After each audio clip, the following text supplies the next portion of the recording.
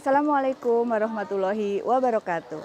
Saya Rina Nugraheni Sunarjo, calon guru penggerak angkatan 6 dari SMK Negeri 1 Kota Serang, Provinsi Banten. Pada video kali ini, saya akan memaparkan tentang budaya positif di lingkungan sekolah.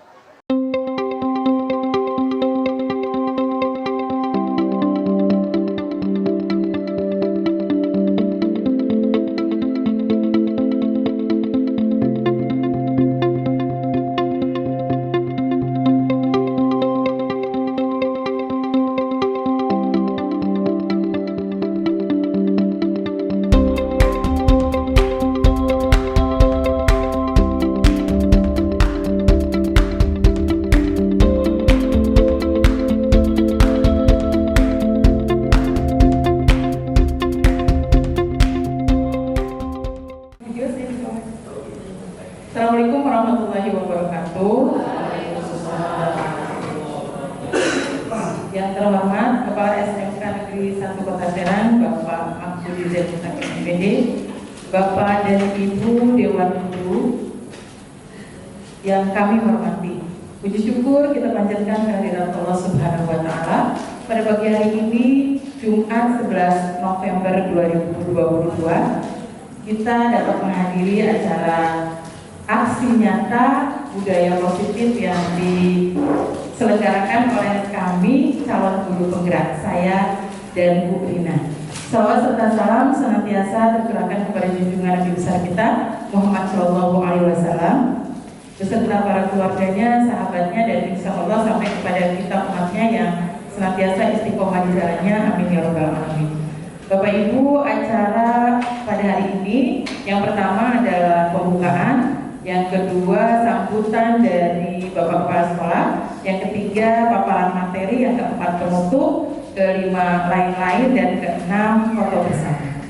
Nah, untuk mengawali kegiatan kita hari ini, marilah kita bersama-sama membaca 14 malam. Selanjutnya sambutan dari Kepala SMK Negeri 1 Kota Serang kepada Bapak Maksudi Z. Mutakin, MPD, kami persilahkan.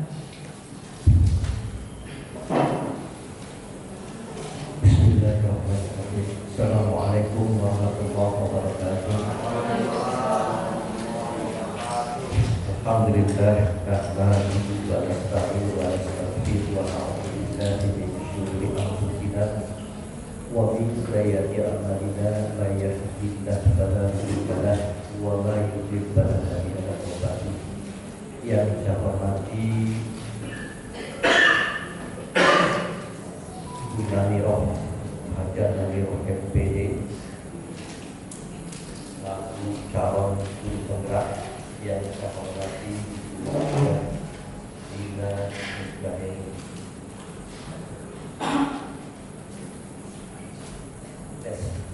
SIMPD, yang saya hormati teman-teman Bapak Ibu guru yang alhamdulillah pagi hari ini masih diberikan kesehatan, kekuatan, dan juga semangat untuk menjalani aktivitas kita. Pertama dan utama, marilah kita senantiasa memanjatkan puji syukur kepada Allah Subhanahu wa Ta'ala. Alhamdulillah kita semua masih diberikan.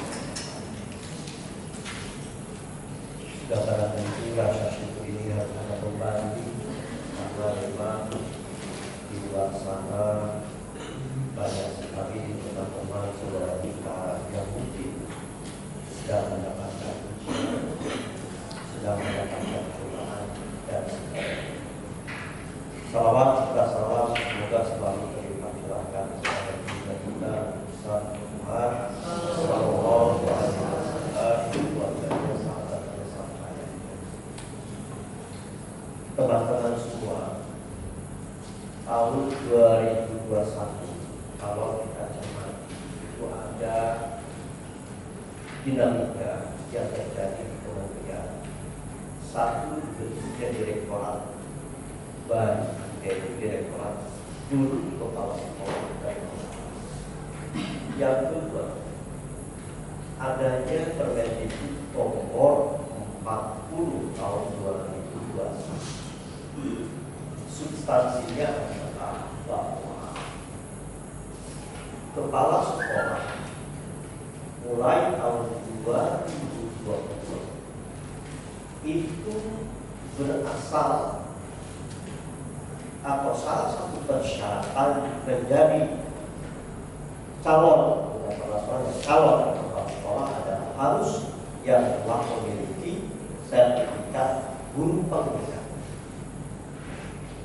Pola ini berbeda dengan zamannya saya atau terakhir Pak Rahmat, bahwa seleksi kepala sekolah itu adalah dilakukan dengan 3 tahap. Pertama, seleksi administrasi, dicek dulu administrasi, kelengkapan administrasi, persyaratan yang memang bisa diloloskan menjadi calon kepala sekolah ke tahap berikutnya, yaitu tes substansi administrasi. Kalau sudah selesai tes substansi lolos, maka dia akan disertakan kepada kegiatan yang namanya diklat calon kepala sekolah yang dilakukan oleh lembaga yang namanya LP2KS, Lembaga Pengembangan Pemberdayaan Calon Kepala Sekolah dan Pengawas Sekolah. Tetapi pasca Pak Rohmat itu, angkatannya Pak Rohmat, maka seleksi kepala sekolah itu harus berasal dari calon guru penggerak yang dididik selama 9 bulan. 9 bulan. Sudah barang tentu saya melihat ini sebuah inovasi menyiapkan calon-calon pimpinan ke depan. Dan kalau saya cermati juga dinamika muatan substansi yang dipelajari oleh kepala sekolah itu jauh lebih komprehensif, lebih berkenan untuk mengenali dan cara saya ini tidak tepat. Oh iya, sekalian yang buka acara.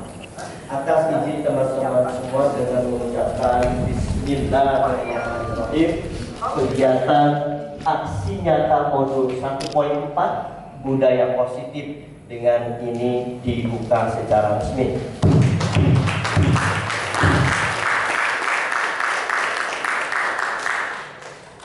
Mohon maaf bila ada kekeliruan. Billahi taufiq wal hidayah. Wassalamualaikum warahmatullahi wabarakatuh. Assalamualaikum warahmatullahi wabarakatuh. Waalaikumsalam warahmatullahi wabarakatuh. Alhamdulillahirabbil alamin, wassalatu wassalamu ala asrofil anbiya'i wal mursalin wa ala alihi wa sahbihi ajma'in, amma ba'du. Terima kasih Bapak Ibu bahwa pada kesempatan pagi hari ini sudah bersedia meluangkan waktu. Mohon maaf diganggu waktunya untuk di kelas juga karena tugas dari pendidikan guru penggerak, kami harus melakukan pengimbasan apa yang kami dapat. Mudah-mudahan nanti bisa kita terapkan bersama-sama untuk menerapkan budaya positif di lingkungan sekolah kita ini. Kemudian sholawat dan salam tak lupa juga kita selalu sanjungkan kepada Nabi Muhammad SAW yang sangat kita nantikan syafaatnya sampai hari yaumul akhir nanti, amin. Oke Bapak Ibu, tadi sudah panjang lebar Bu Namiroh menjelaskan mulai dari paradigma, perubahan paradigma, kemudian tentang disiplin itu apa, kemudian motivasi, kemudian hukuman, konsekuensi dan sebagainya. Nah, kemudian di saya nanti akan melanjutkan yaitu tentang kebutuhan dasar dari manusia. Kebutuhan dasar manusia ini sesuai dengan yang Bu Namiroh katakan tadi, bahwa Ki Hajar Dewantoro mengatakan pada dasar-dasar pendidikan, yaitu bahwa kita itu guru itu diibaratkan sebagai seorang petani. Nah, seorang petani itu mempunyai banyak sekali tanaman, nggak cuma tanaman padi seperti itu ya. Kalau tadi tanaman padi, tapi kita bisa punya tanaman jagung, tanaman kedelai, tanaman singkong, tanaman melon dan sebagainya. Dan itu adalah kondisi anak murid kita.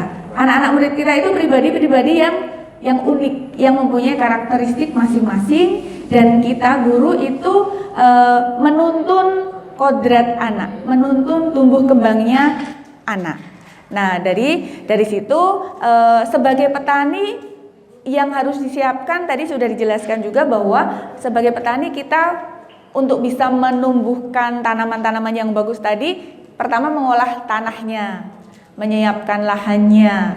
Kemudian yang selanjutnya, kalau misalnya ada hama harus diberantas. Kemudian harus disiangi juga biar gak ada gulma yang mengganggu. Kalau misalnya ada hama, kita harus basmi. Ada jamur, kita harus obatin. Sehingga memaksimalkan tumbuh kembang, sehingga yang kita panen itu benar-benar kualitas biji, kualitas hasil yang maksimal. Seperti kita di sekolah mungkin seperti itu ya. Untuk bisa memaksimalkan tumbuh kembangnya anak-anak, potensinya tumbuh, karakternya bagus, akhlak mulia. Kemudian yang kita lakukan bagaimana menciptakan lingkungan sekolah agar bisa menumbuhkan semua itu dengan maksimal. Nah, tadi yang lingkaran-lingkaran tadi yang dijelaskan sama Bu Namiroh, dimulai dari kesepakatan kelas, kemudian kesepakatan kelas akhirnya nanti akan ya punten Bu Nam. Nah, yang ini. Oke, dari kesepakatan kelas ini mungkin kalau kami tahu kesepakatan kelas ini jujur pada saat mulai mengikuti guru penggerak ini. Pada saat awal mulai pembelajaran dari ibu fasilitator, kemudian dari ibu pendamping praktik, selalu Bapak Ibu apa yang kesepakatan kelas apa nih yang bisa kita lakukan untuk pembelajaran kita hari ini, yang membuat Bapak Ibu nyaman, yang membuat Bapak Ibu merasa senang untuk belajar, seperti itu. Selalu seperti itu. Jadi dari situ, oh iya ya kesepakatan kelas. Jadi kalau misalnya zaman dulu mungkin peraturan ya. Misalnya saya di pelajaran IPA saya sendiri, anak-anak nanti di semester ini kita akan melakukan ini, aturan dari Bu Rina ini dan sebagainya. Mungkin pada waktu itu seperti itu. Begitu mengenal kesepakatan kelas, akhirnya pertanyaan pemantiknya adalah hal yang menyenangkan apa?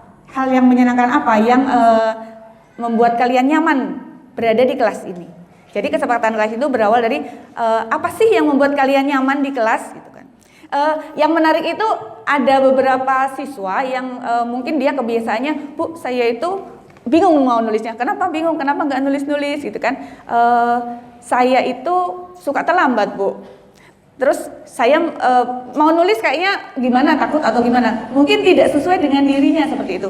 Kemudian banyak juga yang mungkin nggak sesuai, masih belum sesuai. Akhirnya saya tanya gini, oke, kalau misalnya kamu terlambat itu nyaman atau tidak, seperti itu. Nggak nyaman, Bu. Ya udah, berarti kamu udah tahu jawabannya. Terus misalnya, kalau misalnya ganggu teman itu membuat nyaman enggak? Tidak, Bu. Berarti ya udah, silahkan ditulis hal paling nyaman yang membuat hal apa yang paling nyaman membuat Anda berada di kelas gitu. Nah, tadi sudah ditunjukkan oleh Bu Namiroh kesepakatan kami. Nah, kemudian ini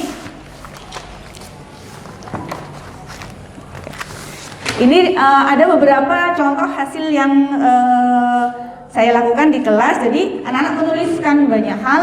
Nah, kemudian nilai-nilai yang sama nanti kita sepakati bersama. Dan memang efeknya itu adalah kalau misalnya anak berbuat kesalahan, kita tinggal mengingatkan, ayo kesepakatan kita seperti apa. Ini poin dari anak-anak. Ini poin dari anak-anak. Jadi kalau misalnya, ayo misalnya rame gitu ya, ayo kesepakatannya seperti apa, yang membuat kita nyaman seperti apa, seperti itu. Nah, kaitannya dengan kebutuhan dasar sekarang, Bapak Ibu, bahwa di sini Bu Nam, ya kebutuhan dasar manusia. Oke. Di sini ada dari Dr. William Glasser dalam Choice Theory bahwa semua tindakan manusia itu, semua tindakan yang kita lakukan itu adalah karena memiliki tujuan tertentu, dan tujuannya adalah memenuhi kebutuhan dasar kita. Nah, kebutuhan dasar manusia itu ada 5. Yang pertama adalah kebutuhan untuk bertahan hidup atau survival. Ini kebutuhan yang harus pertama kali dipenuhi, sandang, pangan, papan, seperti itu. Kemudian rasa aman dan sebagainya. Nah, ini adalah survival. Kemudian kebutuhan yang kedua adalah kebutuhan love and belonging, atau kebutuhan untuk diterima dan merasa dicintai. Kemudian untuk kebutuhan yang ketiga di sini ada freedom atau kebebasan. Jadi kita masing-masing mempunyai kebutuhan untuk survival, kebutuhan untuk diterima, kebutuhan untuk dicintai, kebutuhan untuk merasa bebas, kemudian kebutuhan penguasaan dan kebutuhan untuk fun atau bersenang-senang. Nah, ini menurut Dr. William Glasser seperti itu. Nah, yang terjadi, yang kebutuhan ini pun merupakan kebutuhan dari anak-anak murid kita. Jadi anak-anak itu pengen merasa senang, pengen merasa dihargai, diterima, kemudian kebutuhan dasarnya dipenuhi gitu kan. Kemudian seperti Bu Haji Ari tadi ya, pertama kali melihat ada yang bawa gitar langsung terbersit untuk yuk nyanyi gitu kan. Itu suatu pengkondisian awal yang menurut saya sangat luar biasa gitu ya, dan ternyata memang responnya bagus. Nah, di situ kebutuhan anak itu terpenuhi. Kebutuhan apa kira-kira Bapak Ibu? Kesenangan, bener. Oke. Nah, kemudian di depan Bapak Ibu sudah ada kertas tadi saya siapkan. Mohon mangga diisi coba dari yang ini, iya benar. Dari masing-masing itu. Yang pertama, siapa kira-kira? Siapa Bu Haji mungkin boleh? Yang pertama. Yang pertama itu apa kira-kira penguasaan? Seorang anak TKP selalu berlari keluar kelas menuju jalan raya di depan sekolahnya yang ramai dengan kendaraan. Tingkahnya membuat guru Ani bingung dan seringkali lari mengejarnya. Ada beberapa kemungkinan jawaban yang diberikan Bimo. Identifikasi kebutuhan yang ingin dipenuhi oleh Bimo. Jika respon Bimo seperti berikut: aku senang main kejar-kejaran dengan ibu guru. Apa? Kesenangan. Iya. Kebebasan. Aku senang. Kesenangan atau kebebasan? Kalau menurut Ibu Haji apa dari situ, dari pernyataan yang tebal? Aku senang main kejar-kejaran dengan guru, seru. Iya. Nah, kesenangan. Bagaimana Bapak Ibu? Ya, jadi ternyata kalau ada anak-anak yang main kejar-kejaran di kelas, itu ternyata ingin dipenuhi kebutuhan fun-nya, kesenangannya. Seperti itu ya kita melihatnya. Kemudian yang kedua, boleh siapa? Silakan. Nomor 2, Dinda, seorang anak kelas 3 SD. Begitu tiba di rumah sepulang dari sekolah, menangis dan mengadu pada ibunya bahwa ia benci pada ibu lagi, gurunya. Menurut Anda, kebutuhan apa yang harus dipenuhi oleh Dinda jika jawabannya seperti ini? Ibu guru bilang, aku tidak boleh bersenandung sewaktu mengerjakan tugas. Katanya kelas harus tenang, tidak ada suara, kan nggak seru jadinya. Ini menurut saya ini adalah kebebasan. Iya, kebebasan. Iya, terima kasih. Jadi karena merasa dibatasi, akhirnya anak merasa ya tidak bebas, merasa tidak bebas. Akhirnya tidak senang. Oke, yang kedua kebebasan, benar sekali. Terima kasih Pak Mahmudi. Yang lain mungkin Pak Agi, monggo. Oh, Bu Wiwi, silakan.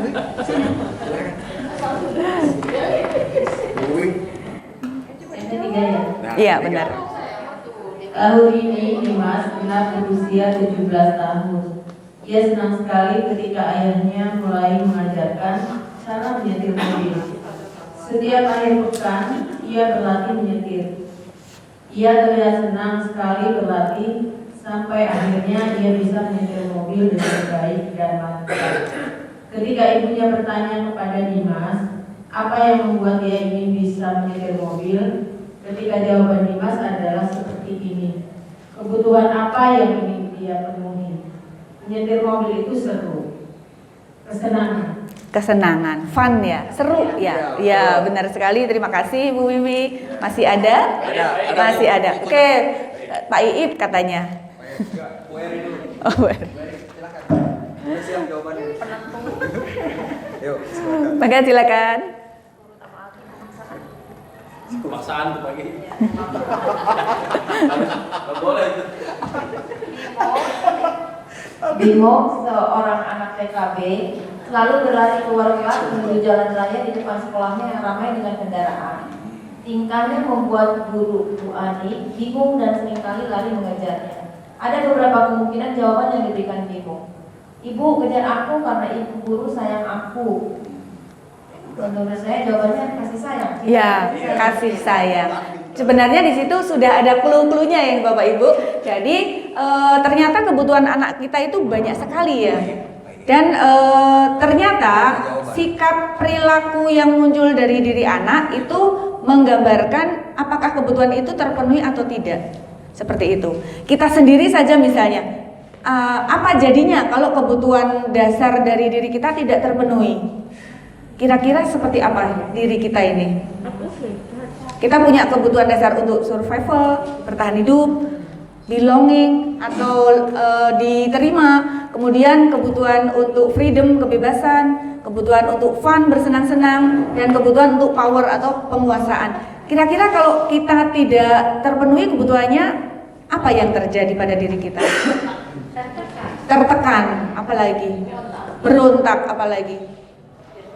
Depresi, mungkin iya sampai depresi gitu ya, marah, kecewa gitu ya. Nah demikian juga yang terjadi dengan diri anak murid kita. Kalau anak murid kita itu kebutuhannya tidak terpenuhi, maka yang timbul adalah perilaku-perilaku yang negatif.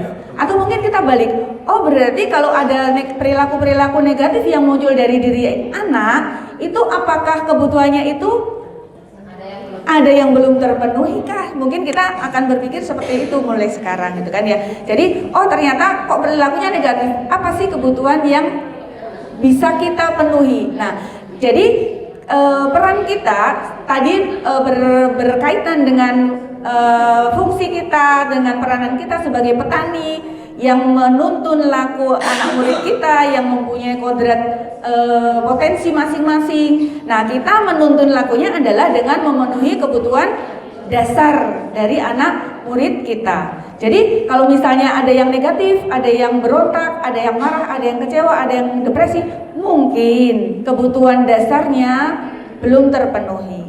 Nah, kita sebagai pendidik di sini bagaimana kita menciptakan lingkungan yang positif, menciptakan budaya yang positif di sekolah sehingga nanti bisa memenuhi kebutuhan dasar dari anak-anak kita pada saat di sekolah seperti itu.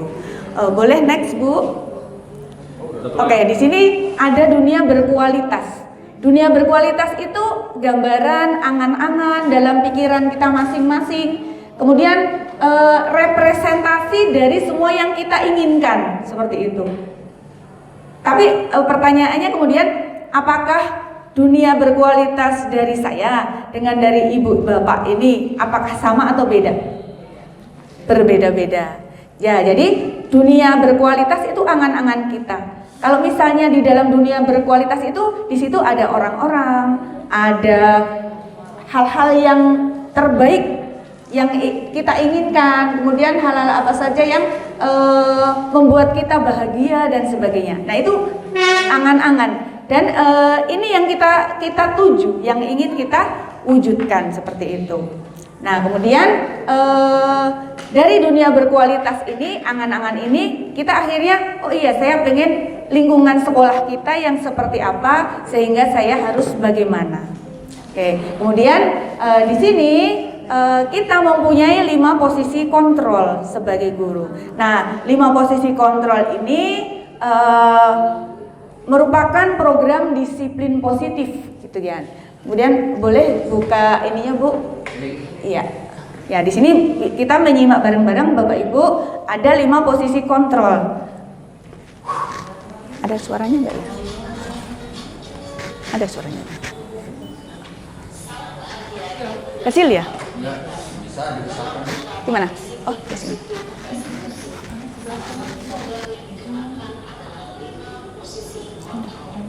Oh, nggak connect ke sana. Sulit, Bu.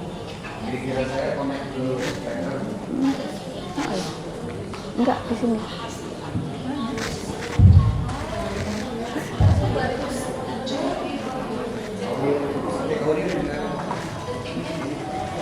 Mungkin suaranya nggak terlalu ini, tapi kita simak saja coba Bapak Ibu.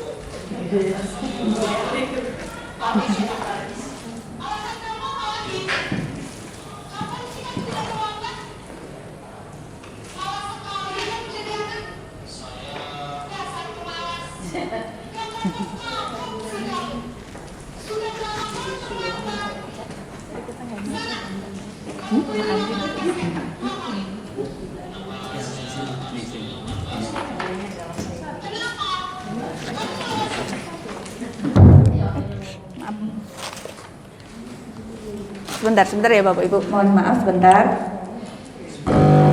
Allah.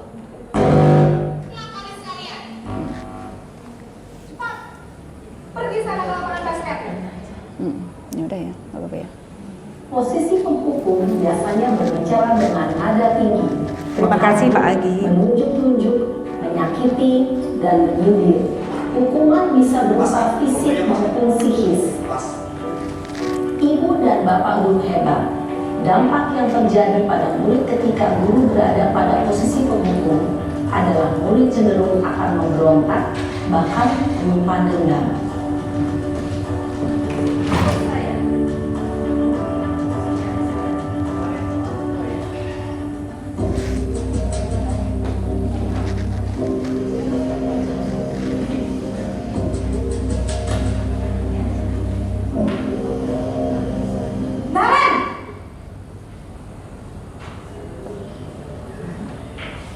Selamat pagi Bu. Naren, kamu kenapa terlambat lagi nak? Ya Tuhan Naren, kamu senang ya bikin ibu susah ya? Kalau kamu terlambat lagi, nanti ibu yang ditegur bapak kepala sekolah nak. Disangka ibu tidak bisa membina kamu. Duh, gimana ini? Maaf Bu. Duh Gusti Naren, kamu suka ya kalau ibu ditegur bapak kepala sekolah? Terus, sekarang ibu harus tulis apa yang di buku absen? Ini kamu sudah sering terlambat loh. Ibu harus apa coba? Maaf Bu. Maaf sekali. Ya sudah, lain kali jangan bikin ibu susah lagi ya nak ya. Ibu tidak akan kuat lagi kalau kamu begini terus. Bisa jantungan kalau ibu tegur bapak kepala sekolah. Sekarang cepat kelas. Maaf ya Bu. Maaf sekali. Posisi pembuat rasa bersalah berbicara dengan nada tenang, cenderung lembut. Namun kata-kata yang diutarakan membuat murid merasa menjadi orang yang gagal, memandang buruk dirinya sendiri, merasa tidak berharga, dan tidak sanggup membahagiakan orang lain. Bisa digedein. Ketika guru mengambil posisi pembuat rasa bersalah, hebat. Sorry Bu. Bapak kepala sekolah nak. Sorry maaf. Disangka ibu tidak bisa membina kamu. Cenderung lembut. Namun Maaf, kata-kata sering yang diutarakan membuat murid merasa menjadi orang yang gagal, memandang buruk dirinya sendiri, Aku udah dari jam berapa tadi? Harga dan tidak saling membahagiakan orang lain. Ketika Guru mengambil posisi membuat pasal bersalah, Enggak, tadi aku udah dari mulai jam berapa? Jam 10. Aku negatif tersebut dalam dirinya. Nggak apa-apa, 60 menit sampai.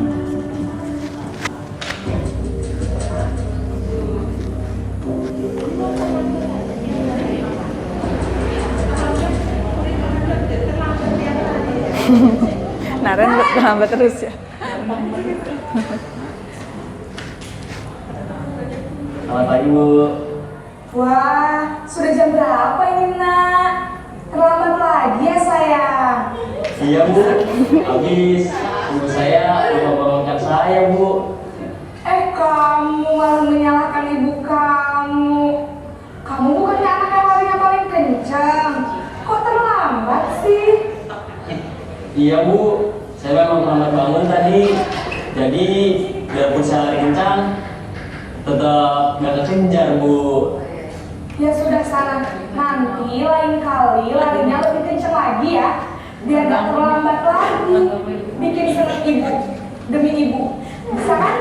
Bisa lah Bu. Ya sudah sana masuk kelas. Ibu beresin urusan absen kamu. Kamu ini ada-ada saja. Dalam versi teman, guru berbicara dengan nada suara akrab, cenderung bersenda gurau untuk menjaga suasana tetap santai. Murid akan merasa senang, aman, dan akrab dengan guru. Identitas yang tercipta adalah identitas sukses atau berhasil. Namun, perlu diingat, karena ini masih dorongan eksternal, maka ada faktor ketergantungan dan murid kepada orang tertentu. Di sini belum absennya, sehingga di lain waktu murid bisa berperilaku baik, namun hanya kepada orang-orang tertentu saja.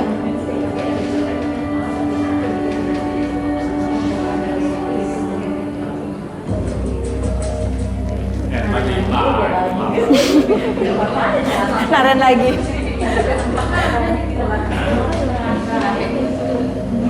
Naren! Aduh. Selamat pagi Bu. Naren, apa peraturan sekolah kita tentang jam berapa kita harus masuk sekolah? Kita harus di sekolah jam 7 Bu. Iya betul, sekarang sudah jam 7.20. Naren sudah tahu konsekuensinya jika terlambat hadir. Paham Bu, saya harus tinggal kelas pas jam istirahat selama 20 menit. Iya benar, konsekuensinya demikian. Jadi nanti jam 9.30 pas istirahat, kamu harus tinggal di kelas, kerjakan tugas tambahan untuk ketertinggalan kamu, ya? Baik Bu. Posisi pemantau mengandalkan penghitungan atau data untuk mengontrol murid. Guru mengarahkan murid berdasarkan peraturan dan konsekuensi. Seorang pemantau menunjukkan bahasa tubuh dan ekspresi wajah yang datar dan cenderung formal.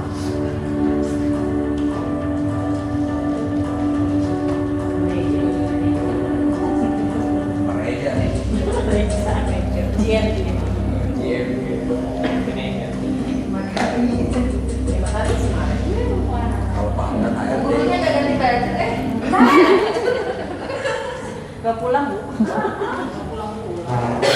Selamat pagi Bu. Selamat pagi Naren. Maaf Bu, saya terlambat. Iya, sekolah masuknya jam 7, sekarang sudah jam 7.20.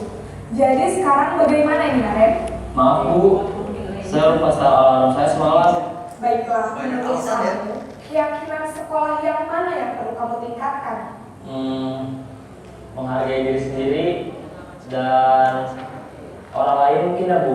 Setuju. Jadi, apakah Naren meyakini prinsip saling menghormati tersebut? Iya Bu, saya meyakininya. Apakah Naren bersedia memperbaiki masalah keterlambatan ini?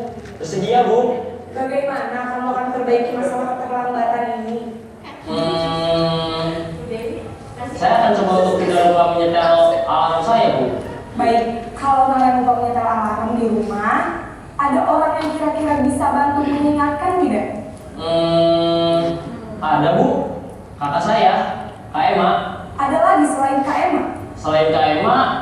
meja. Ada ibu saya. Baik, jadi yang mengingatkan Naren adalah Kak Ella dan ibu kalian. Kira-kira akan belajar alamat kapan Naren? Setelah pulang sekolah akan segera saya lakukan. Baik, jadi Naren akan setel alarm untuk bangun besok pagi dan akan diingatkan oleh kakak dan ibunda Naren ya. Ada lagi yang mungkin perlu dilakukan Naren agar tidak terlambat bangun lagi. Tidak ada, Bu. Baik Naren, terima kasih untuk kerjasama kamu. Sekarang kamu perlu kembali ke kelas untuk belajar. Baik, Bu. Terima kasih. Posisi manajer adalah posisi kontrol yang disarankan untuk membimbing murid memiliki sikap disiplin yang positif, yaitu murid yang mandiri, bertanggung jawab, dan dapat memecahkan masalah. Tujuan dari posisi ini adalah agar murid dapat berefleksi atas tindakannya. Guru akan dengan tulus memberikan pertanyaan-pertanyaan bermakna, sehingga membuat murid dapat belajar dari kesalahannya dan mencari sebuah solusi untuk menyelesaikannya. Ibu dan Bapak Guru Terima kasih, Bu. setelah mengamati adegan kelima posisi kontrol. Tidur, benar tidur. Ya. Semangat benar. Kalau saya terlambat, banget dah. Baik, Bapak Ibu, narenya berkali-kali ya. Nah, sekarang kalau saya pertama lihat video ini langsung merefleksi ke diri saya seperti itu. Waktu itu di LMS ada video ini, kemudian ada pertanyaan juga di situ. Bapak Ibu ada di posisi kontrol yang manakah seperti itu. Nah, untuk yang sekarang di bagian kertas yang bawah itu ada posisi kontrol kira-kira dari kelima contoh tadi. Apa saja tadi Bapak Ibu? Manajer. Kombinasi Bu. Oh ya, boleh kombinasi. Manajer yang pertama tadi pembuat, penghukum ya. Penghukum, kemudian posisi kontrol pembuat rasa bersalah, kemudian yang ketiga sebagai teman, kemudian sebagai pemantau, yang terakhir sebagai manajer. Nah, kalau merefleksi ke diri Bapak Ibu sendiri, kira-kira posisi manakah Bapak Ibu? Mangga silakan. Ya nggak apa-apa, pede aja. Ya, manajer boleh. Ya, ditulis. Saya pengen dari Ibu Dewi sebagai guru BK ini. Apa ya, Pak Dian? Ya. Manajer aja dulu pede. Saya mah semua ada. Bismillahirrahmanirrahim. Terima kasih atas kesempatannya. Kalau menurut saya pribadi ya dari sisi bimbingan konseling yang selalu diterapkan di kami itu posisi manajer. Ya, jadi kalau menurut saya memang tergantung kondisi kasusnya juga sih. Ya. Jadi kasus di siswanya juga. Kalau misalnya mungkin dia baru sekali itu terlambat gitu, bisa jadi kan terlambat juga alasannya macam-macam ya. Terlambatnya mungkin dia terjadi ada kecelakaan di jalan, terus tiba-tiba traffic jam gitu ya, terus bisa jadi mungkin ya pokoknya kasus-kasus yang mungkin baru terjadi. Nah, kalau seperti itu biasanya kita yang kami terapkan di bimbingan konseling itu yang kita akan namanya mendata dulu gitu ya, mendata dulu kenapanya seperti itu. Nah, baru nanti kita sama-sama mencari solusi gimana nih supaya kamu tidak terulang lagi seperti itu. Tapi kalau misalnya terjadi pengulangan gitu ya, terlambatnya setiap hari gitu ya, hampir setiap hari dia terlambat gitu. Nah, kami di bimbingan konseling juga dan saya rasa di setiap sekolah juga menerapkan hal yang sama gitu ya, dalam hal mendidik siswa, mendisiplinkan siswa, dan di BK juga bekerja sama dengan guru-guru semua, terutama dengan GDS kalau di sekolah kita. Nah, kalau di bimbingan konseling ketika terjadi ada pengulangan kasus itu, ya kita akan lakukan posisi pemantauan itu ya, Iya. monitor, Gitu ya. memantau. Ya, monitor dalam arti kata di sini kami juga ada alat khusus gitu ya, aplikasi yang namanya absensi khusus. Ya. Nah, absensi khusus inilah yang kita terapkan kepada siswa-siswa yang memang sering terlambat gitu. Jadi dilihat dari konteksnya gitu ya, dari siswanya bagaimana dulu dikasih siswanya. Jadi kita tidak bisa menerapkan posisi-posisi tadi ke semua siswa. Oke. Terima kasih. Assalamualaikum warahmatullahi wabarakatuh. Waalaikumsalam warahmatullahi wabarakatuh. Terima kasih sekali Ibu Dewi. Jadi kalau dari Ibu Dewi menerapkannya adalah sesuai konteks seperti itu ya Bu ya. Tergantung kasusnya, tergantung apakah sudah sering atau belum. Kemudian kalau misalnya memang sudah terlalu sering akan dipantau seperti itu ya Bu ya. Ya baik, terima kasih. Mungkin dari Bapak Ibu yang lain. Bu, Ya Pak Agi boleh silakan. nggak usah pakai mic, Bu, udah besar suaranya. Gak apa-apa nanti biar masuk. Gitu. Nggak apa-apa ya, gimana saya? Iya, gimana Pak Agi? Kalau pengalaman saya di menangani siswa, cuman nggak keseluruhan ya. Iya. Ada 2 siswa tuh dulu waktu kelas 10-nya tuh sudah masuk catatan di BK. Kebetulan Bu Adeo. Nah, ketika naik ke kelas 11, saya istilahnya nanya dulu nih, si anak yang 2 ini bener apa enggak, nanya ke guru produktif, menggali informasi. Setelah ketemu, oh begini, akhirnya saya berikan tanggung jawab si anak tersebut, yaitu dengan menjadikannya sekretaris dan bendahara. Nah, setelah diberikan tanggung jawab, alhamdulillah absensi agak berubah. Yang tadinya tugas juga tidak mengerjakan, mungkin ini masuk ke manajer bukan? Ya. Ya, dan saya panggil ngobrol 6 mata dengan anak tersebut. Akhirnya saya minta bantuan gubernur, gubernur juga datang langsung ke rumahnya. Ya, pokoknya di situ ada pendekatan. Itu Ya. aja mungkin Bu. Oke, ya. Dan alhamdulillah anaknya sekarang udah rajin. Oh iya. Alhamdulillah, terima kasih sekali Pak Agi. Jadi untuk Pak Agi di sini menangani anaknya dengan pendekatan sebagai manajer seperti itu. Mungkin ada Bapak Ibu guru yang lain? Pak Riz mungkin? Oh Pak Ii, mangga. Pak Ii, mangga silakan. Cukup sama kan? Pak Amdan aja. Mending Pak Hamdan Bu. Pak Amdan ya. Yang makasih Ading.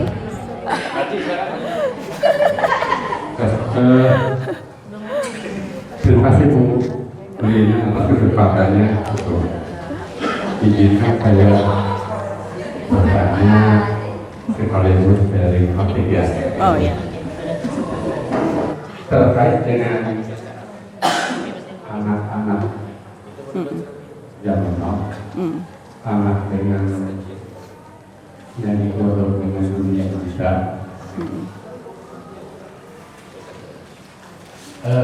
Yang saya rasakan ketika saya di dalam kelas untuk menyampaikan materi belajar, entah minggu, entah enggak, tapi yang saya adalah sangat susah untuk memfokuskan anak satu kelas terhadap materi apa yang akan kita sampaikan. Padahal kita sudah berusaha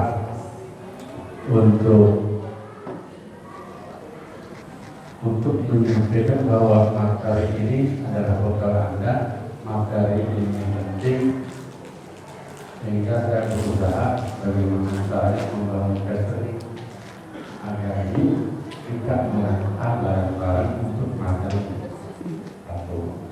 Itu yang kami awali di awal. Terus itu apa? Kalau solusi dari Bapak sendiri gimana waktu itu? Solusi aku yang bertanya, aku pula yang menjawab. Iya. Terima kasih Bu. Action yang kita lakukan adalah kita menurunkan grade kita. Kita sejajar dengan anak.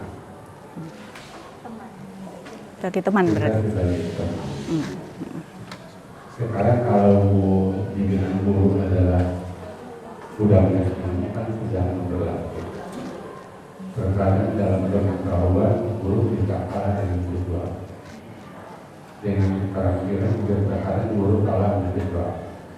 Seperti yang banyak makan garam kan guru juga ya. Makan garam tapi pengalaman. artinya kita memposisikan diri sejak anak. Dengan begitu kita bisa leluasa mengeksplor apa sih maunya.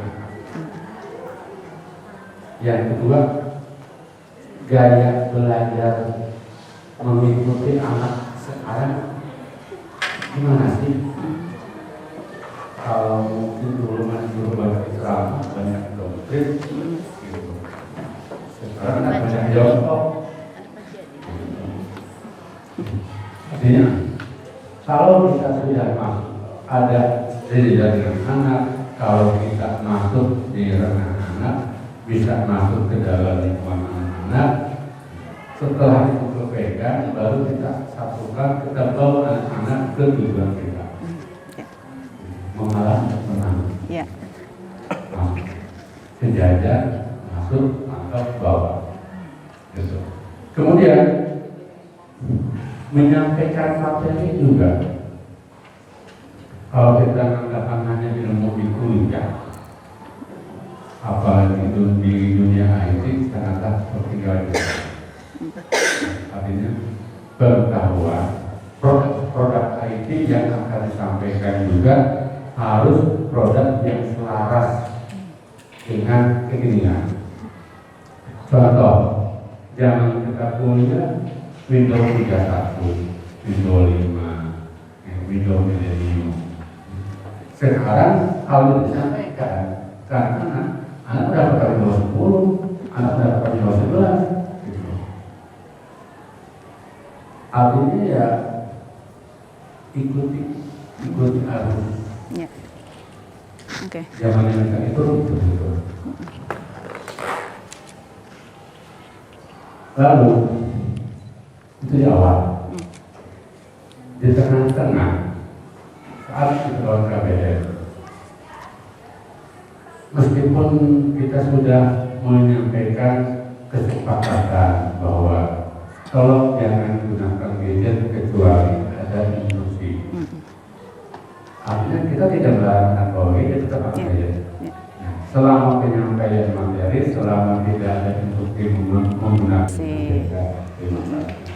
Ya, terima kasih sekali Pak Haji Ading. Jadi untuk posisi kontrol Pak Haji Ading adalah tadi sebagai teman, kemudian bisa mengajak anak untuk tertarik dulu.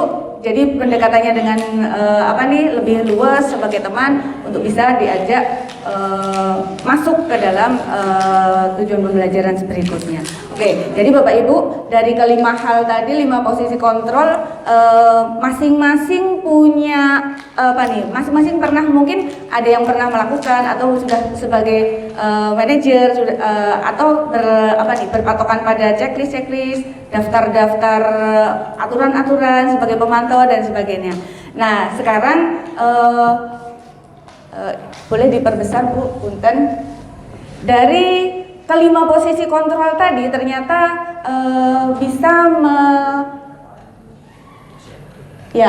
ternyata di motivasi ada beberapa hal. Ada yang motivasinya itu eksternal, kemudian ada yang motivasinya internal. Jadi dari diri anak sendiri, motivasi intrinsik.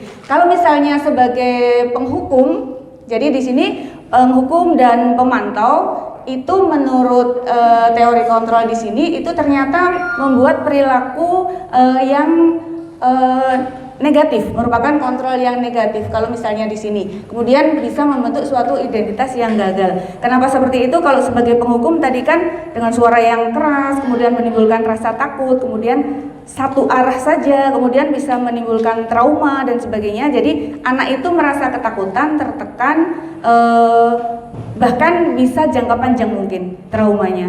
Pada saat awal pembelajaran di modul 1.2 kami diminta untuk membuat trapesium umur. Pada saat itu pemantiknya adalah hal apa yang paling menyedihkan, yang paling membuat Bapak Ibu guru merasa tertekan atau apa selama menjadi murid dari mulai SD sampai kuliah. Kemudian hal paling baik apa dari Bapak Ibu yang membuat Bapak Ibu merasa senang. Kemudian saya menuliskan di situ saya kelas 6 SD mempunyai pengalaman yang buruk, dan ternyata setelah dihitung dari trapesium umur itu 33 tahun setelah masa itu sampai sekarang saya masih ingat dengan detail peristiwanya dan merasa kalau misalnya membayangkan bapak guru tersebut, saya masih ingat peristiwanya seperti apa, dan saya itu membuat saya merasa malu dan sebagainya. Itu ternyata jadi saya mengembalikan ke diri saya sendiri. Berarti kalau misalnya saya sebagai guru kemudian ternyata menorehkan kesan yang negatif, ternyata bisa diingatnya itu puluhan tahun seperti itu. Jadi saya mengembalikan ke diri saya sendiri seperti itu. Nah kemudian untuk hasilnya ternyata anak malah menjadi memberontak. Ya, jadi kalau dihukum justru tadi benar kata Pak Hamdan itu anaknya memberontak, kemudian menyalahkan orang lain dan sebagainya. Kemudian boleh ke bawah Bu Nam. Nah kemudian motivasinya ini motivasi yang berasal dari luar saja, hanya karena takut, hanya karena nggak mau dihukum dan sebagainya. Nah kemudian dampaknya adalah nanti mungkin suatu saat anak itu akan terulang lagi. Jadi karena motivasinya bukan dari dalam diri, maka nanti anak bisa mengulangi perbuatan salahnya. Nah kaitannya dengan dunia berkualitas, tadi kan kita sudah membayangkan dunia berkualitas seperti apa. Nah di sini ternyata kalau misalnya posisi guru sebagai penghukum itu, murid itu meletakkan guru itu di luar dunianya. Jadi tadi kan dunia berkualitas yang kita bayangkan ada orang-orang, ada hal apa yang menyenangkan, ada hal apa yang akan kita lakukan dalam dunia itu, dan ternyata sebagai posisi penghukum, murid nggak menganggap kita di dalam dunia berkualitasnya seperti itu. Jadi tidak ada di diri kita di situ. Kemudian yang naik lagi punten Bu, untuk sebagai posisi pemantau. Nah, sebagai pembuat rasa bersalah dulu. Jadi di sini menempatkan diri anaknya merasa bersalah kemudian ya.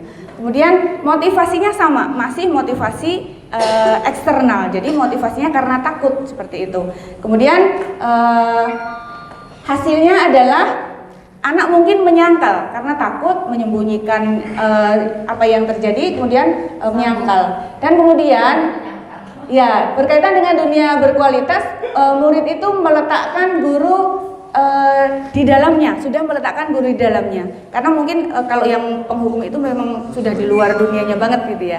Nah seperti itu. Tapi kedua-duanya ternyata menghasilkan identitas yang gagal. Nah kemudian posisi yang ketiga, teori kontrol yang ketiga, yaitu sebagai teman. Kalau teman itu akrab gitu kan ya, menempatkan sejajar. Nah di sini ternyata bisa menghasilkan identitas yang sukses. Jadi anak itu merasa seneng dan sebagainya. Jadi identitas sukses.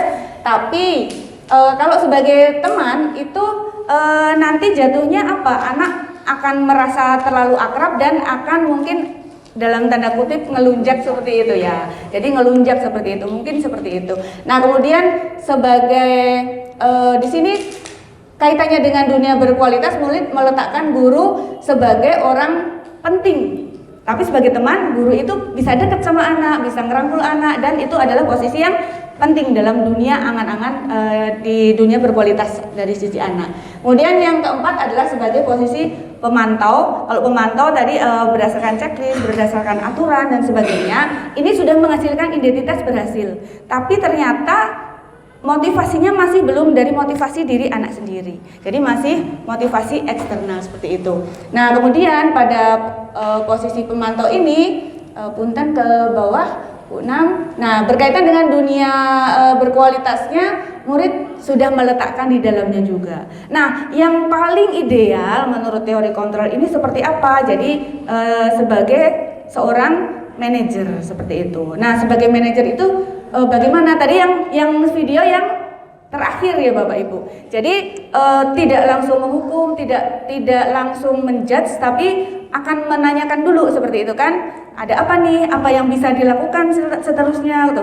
Terus untuk bisa menghindari kesalahan itu harus seperti apa? Dan itu dikembalikan ke anak sendiri. Jadi anak memikir gitu ya. Oh iya saya akan seperti ini Bu. Saya akan memasang alarm. Saya akan minta kakak untuk membangunkan dan sebagainya. Nah itu seperti itu yang idealnya. Tapi mungkin tadi dari Bu Dewi BK tergantung konteksnya, konteks masalahnya, permasalahan yang dihadapi oleh anak-anak murid kita gitu kan. Mungkin ada yang tadi menjawab juga dari Bu Novi ya, posisi kontrolnya banyak gitu kan, sebagai teman iya, sebagai pemantau iya, mungkin sebagai manajer juga pernah. Masing-masing diri kita mungkin sudah sering melakukan sebenarnya sebagai manajer itu gitu ya. Jadi pada saat menghadapi anak itu sebenarnya Bapak Ibu udah memosisikan anak untuk bagaimana anak itu menyadari kesalahannya, menemukan dirinya untuk bisa ke depan lebih baik itu seperti apa, itu mungkin sebenarnya sudah kita lakukan gitu kan. Kemudian next Bu. Nah, satu cara yang dianggap paling ideal untuk menangani anak itu namanya restitusi. Apakah sudah pernah mendengar kata restitusi Bapak Ibu? Pernah ya? Ada yang belum ya restitusi? Ya, jadi apa sih restitusi? Jadi di sini restitusi itu adalah sebuah cara untuk menanamkan disiplin positif pada anak murid. Jadi ini merupakan salah satu penawaran gitu ya. Salah satu penawaran cara yang ideal bagaimana kita bisa menanamkan disiplin yang positif pada anak murid. Restitusi bisa juga sebagai suatu proses, yaitu proses untuk menciptakan kondisi bagi murid untuk memperbaiki kesalahannya. Jadi kalau misalnya murid sudah kita temukan bersalah, kemudian kita itu membimbing agar dia itu bisa memperbaiki kesalahannya sehingga bisa tidak terulang dan dia bisa kembali ke kelompoknya dan menjadi identitas yang sukses. Kemudian, nah ini ada yang disebut sebagai segitiga restitusi. Ada dasar, yaitu menstabilkan identitas. Kemudian yang sisi boleh diperbesar punten Bu 6. Ya. Kemudian sebelah sisi kanan ya, itu validasi tindakan yang salah. Kemudian yang sisi sebelah kiri itu adalah menanyakan keyakinan. Jadi ada 3 hal. Ya, jadi segitiga restitusi di sini yang pertama adalah menstabilkan identitas. Apa sih menstabilkan identitas? Jadi di sini pada tahapan menstabilkan identitas itu anak yang bersalah itu dalam teori ini adalah dianggap sebagai identitas yang gagal seperti itu. Nah, gimana caranya kita menarik anak itu, membawa anak itu bisa menjadi identitas yang sukses? Pertama distabilkan dulu. Jadi identitas gagalnya kita stabilkan. Caranya gimana? Caranya adalah mungkin Bapak Ibu juga pernah mengatakan, ya udah berbuat salah itu nggak apa-apa gitu kan ya. Bapak juga pernah, Ibu juga pernah, Bu Rina juga pernah loh berbuat salah gitu kan ya. Jadi seperti itu.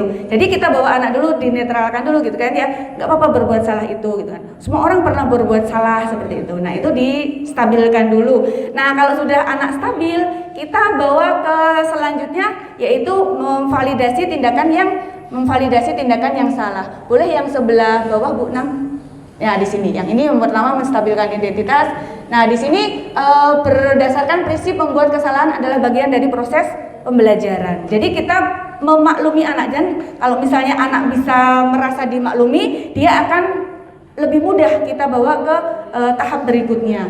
Kemudian di sini sisi yang kedua, validasi tindakan yang salah, yaitu berdasarkan pada prinsip bahwa setiap perilaku itu berdasarkan kebutuhan tertentu. Nah, jadi tadi kita sudah mengenal bahwa ada kebutuhan dasar yang berapa tadi Bapak Ibu?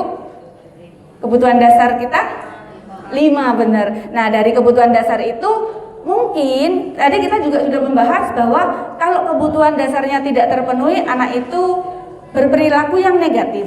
Nah, di sini pada saat validasi tindakan yang salah itu kita membawa konsep kebutuhan dasar manusia itu ke sini. Jadi kita akan melihat bahwa oh ternyata si anak ini perilakunya negatif, mungkin ada kebutuhan dasar yang belum terpenuhi. Jadi seperti itu. Oh karena dia lari-larian, oh mungkin dia pengen fun. Oh karena dia nggak mau dikekang, mungkin kebutuhan dasar untuk kebebasannya harus terpenuhi. Nah seperti itu. Tapi bebas di sini bukan bebas tanpa aturan, gitu Bapak Ibu. Jadi bebas di sini adalah bebas mengungkapkan, mengekspresikan, bebas dalam konteks yang positif dan sebagainya. Jadi bukan bebas tanpa aturan.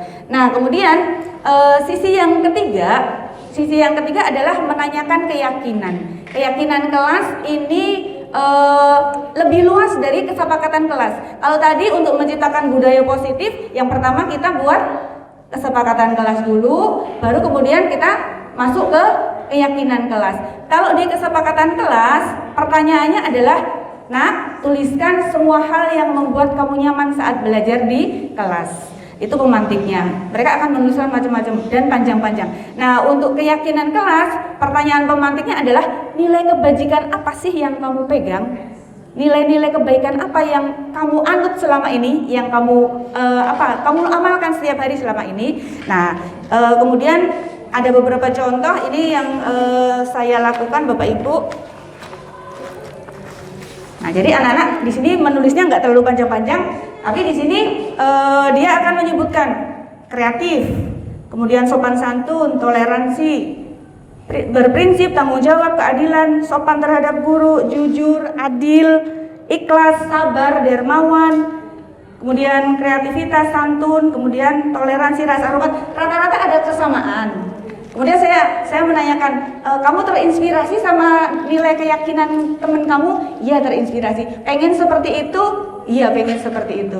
Nah, jadi dari sini kalau misalnya suatu saat murid kita kedapatan berperilaku negatif, kita tinggal mengingatkan, sama nggak dengan keyakinan kelas yang sudah kita tentukan, sama dengan keyakinan yang kamu anut, yang kamu pegang, itu sesuai nggak dengan keyakinan gitu kan ya. Jadi dengan seperti ini diharapkan kita bisa lebih lebih bisa menciptakan, bisa menumbuhkan motivasi dalam diri anak-anak kita untuk terus berbuat baik. Kemarin temuannya pada saat keyakinan kelas ini ada juga yang bingung, Bu, kalau misalnya nggak punya nilai kebaikan apapun gimana? Masa sih gitu kan ya? Masa sih kamu nggak memegang nilai kebaikan apapun? Kamu hormat orang tua, hormat pun. Nah, itu bukannya nilai kebaikan. Kamu kalau sama teman-teman tonjok-tonjokan atau saling tenggang rasa.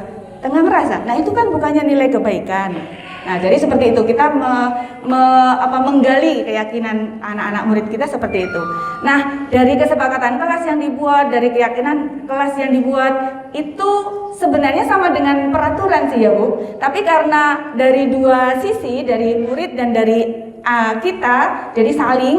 Nah, itu untuk pelaksanaannya di kelas dan untuk mengkondisikan anak itu insya Allah lebih kita akan lebih mudah untuk bisa mengarahkan anak. Jadi mereka punya nilai-nilai, kemudian kita tinggal menggali, dan kalau misalnya terjadi hal-hal yang negatif, kita tinggal mengingatkan dan kita menuntun agar anak itu kembali lagi menjadi pribadi yang sukses, yang baik seperti itu. Nah, kemudian dengan menjalankan segitiga restitusi ini Bapak Ibu, jadi murid-murid itu akan menjadi lebih kuat pribadinya, dan diharapkan seperti itu. Kemudian dapat membuka wawasan murid, jadi murid itu kita tumbuhkan kemampuannya untuk bisa menyelesaikan masalahnya sendiri, menjadi manajer untuk dirinya sendiri. Jadi kita mengarahkan dengan pertanyaan-pertanyaan tadi, dengan pernyataan tadi. Kemudian murid semakin percaya diri, mandiri, dan merasa merdeka seperti itu. Kemudian mengapa sih pakai restitusi gitu kan ya? Mengapa kita pakai restitusi? Yang pertama adalah jadi kalau misalnya anak berbuat salah itu tidak hanya menebus kesalahan saja. Ya, tidak hanya menebus kesalahan saja, tapi gimana biar tumbuh motivasi dalam diri anak bisa belajar dari kesalahan tersebut, menyadari kesalahannya, belajar dari kesalahannya sehingga akhirnya tidak terulang lagi. Itu yang kita harapkan. Kemudian restitusi adalah tawaran, bukan paksaan. Jadi kita nggak memaksa kepada anak. Sehingga karena kita menawarkan sesuatu yang lebih positif, harapannya adalah anak merespon dengan positif pula. Kemudian menuntun anak untuk melihat kepada dirinya sendiri. Kamu yakin seperti itu, gitu kan ya? Keyakinan kamu seperti apa sih? Sesuai dengan keyakinan kelas kita enggak sih? Jadi anak refleksi, oh iya ya, salah. Oh iya Bu, enggak sesuai dengan keyakinan kelas kita. Jadi seperti itu, dituntun untuk melihat ke dalam diri sendiri. Kemudian mencari kebutuhan dasar yang mendasari tindakan. Jadi kenapa anak berulah tadi di depan sudah kita bahas, mungkin karena kebutuhannya tidak terpenuhi. Iya benar Bu, Bapak Ibu. Jadi karena kebutuhannya tidak terpenuhi, kita mencari tahu tadi, validasi tindakan yang salah tadi adalah kita mencari tahu apa hal yang mendasari gitu ya, apa hal yang mendasari anak tersebut berbuat. Dan restitusi itu fokus pada karakter, bukan pada tindakan. Jadi bukan pada tindakan menghukum, bukan, tapi pada karakter anak tersebut. Kemudian restitusi menguatkan dan mengembalikan murid yang berbuat salah pada kelompoknya. Yang tadinya dia terpisah dari kelompoknya karena mungkin berbuat negatif, akhirnya dia terkucilkan. Tapi setelah restitusi, setelah dia menyadari kesalahannya, dia itu merasa lebih pede, lebih bisa bertanggung jawab, sudah sadar kesalahannya, akan pasti anak itu kalau sudah menyadari kesalahannya akan berbuat lebih baik dalam dirinya, pasti seperti itu, dan dia akan siap kembali ke kelompoknya masing-masing. Jadi seperti itu Bapak Ibu, terima kasih sekali dari kami. Mohon maaf kalau terdapat banyak kekurangan. Jadi di sini intinya kita bukan menggurui, tapi kita adalah berbagi, ya, sharing apa yang kami dapat. Ya, jadi mudah-mudahan dengan kita melakukan sharing ini, kita bisa menciptakan budaya positif di SMK Negeri 1 Kota Serang, sehingga anak-anak kita menjadi anak-anak yang memang nanti mencapai kebahagiaan yang setinggi-tingginya sebagai anggota masyarakat dan kebahagiaan setinggi-tingginya sebagai pribadi, sebagai manusia. Itu adalah tujuan pendidikan kita. Terima kasih Bapak Ibu guru hebat. Bu Nam sudah ya. Saya tutup. Kurang lebihnya mohon maaf. Akhirul kalam. Assalamualaikum warahmatullahi wabarakatuh.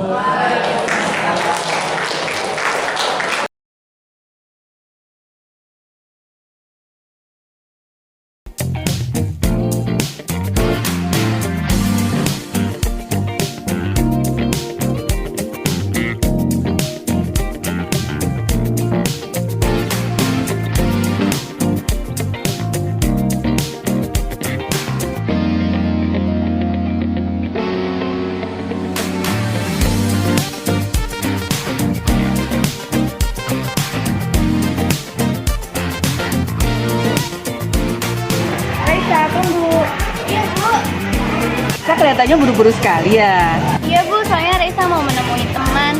Duduk di koridor sebelah sana ya. Oh iya bener Bu. Coba Raisa perhatikan, ada apa di tempat duduk Raisa tadi? Oh iya Bu, maaf tadi Raisa meninggalkan sampah. Si Raisa lagi buru-buru ya, sampai lupa buang sampah. Iya bener Bu, soalnya tadi Raisa lagi sibuk membalas pesan teman karena mau janjian kerja kelompok, makanya Raisa langsung pergi. Ya wajar lah kalau Raisa sampai lupa buang sampah karena sedang diburu-buru mau ketemu teman. Semua orang pernah berbuat salah juga. Ibu pernah juga berbuat salah. Iya Bu. Tapi Raisa tidak lupakan dengan keyakinan kelas kita. Enggak lah Bu, Raisa mana mungkin lupa. Nah, sekarang coba kita lihat tindakan Raisa tadi sesuai dengan keyakinan kelas kita atau tidak? Iya Bu, Raisa tidak sadar kalau tindakan Raisa itu tidak sesuai dengan keyakinan kelas kita. Raisa sadar kalau kita harus menjaga kebersihan kelas, lingkungan maupun di sekitar. Iya benar, kita harus menjaga kebersihan lingkungan kita dimanapun kita berada, mau di kelas, mau di sekolah, atau dimanapun kita berada. Nah, sekarang apa yang bisa Raisa lakukan untuk memperbaiki masalah ini? Raisa akan segera membuang sampah yang ada di koridor itu Bu. Bagus, Ibu menghargai itu. Lalu, apa rencana kedepannya agar Raisa nanti tidak melakukan seperti itu lagi? Raisa akan selalu berusaha untuk membuang sampah pada tempatnya, dan Raisa akan meminta tolong kepada teman jika Raisa lupa. Ya, bagus sekali Raisa. Nah, mulai sekarang kita harus selalu mengindahkan keyakinan kelas kita. Setiap habis makan, minum, selalu buang sampah pada tempatnya. Iya Bu. Baiklah kalau begitu, silahkan kalau Raisa mau menemui temannya. Tapi jangan lupa buang sampahnya terlebih dahulu. Baik Bu, terima kasih. Oke, terima kasih Raisa. Ya Bu.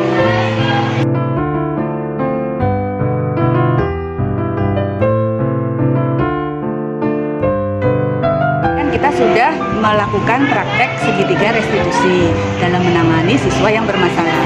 Kalau menurut Neng Raisa, misalnya nih, semua guru menangani siswa yang bermasalah, menerapkan segi restitusi seperti itu, bagaimana pendapat Raisa? Hal ini sangat baik ya, apalagi siswa dibimbing untuk mengetahui masalahnya sendiri dan dapat menyelesaikan masalahnya sendiri. Siswa ditanya secara baik-baik oleh guru sehingga siswa dapat menyadari kesalahannya dan juga siswa dapat menemukan cara memperbaiki masalahnya sendiri. Oke Raisa, terima kasih banyak.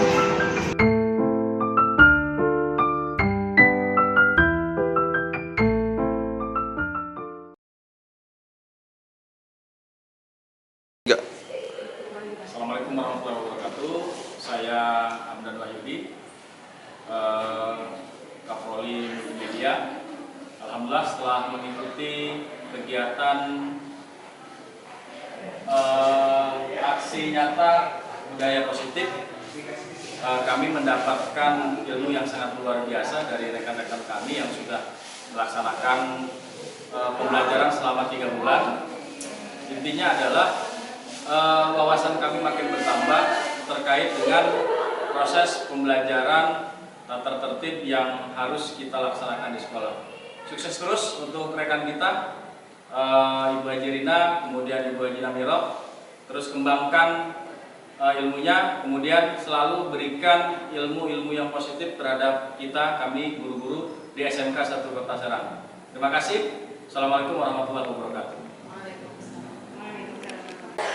Assalamualaikum warahmatullahi wabarakatuh. Hari ini kami guru-guru SMK Negeri 1 Kota Serang selesai mengikuti paparan dari ibu-ibu calon guru penggerak, Ibu Hajah Rina Sunarjo dan Ibu Namiroh. Saya ucapkan selamat dan kami mengucapkan juga terima kasih yang sebesar-besarnya. Ilmu-ilmu yang telah dipelajari oleh ibu-ibu penggerak ini ditularkan ke kami, disalurkan ke kami. Di sini kami banyak ilmu baru, banyak pengetahuan baru yang selama ini kami tidak terlalu perhatikan. Ternyata budaya positif dalam pembelajaran, dalam penanaman sikap dan sebagainya itu banyak nilai-nilai positif yang diberikan untuk kami. Di sini kami ucapkan sekali lagi selamat, sekali lagi ucapan terima kasih yang sebesar-besarnya.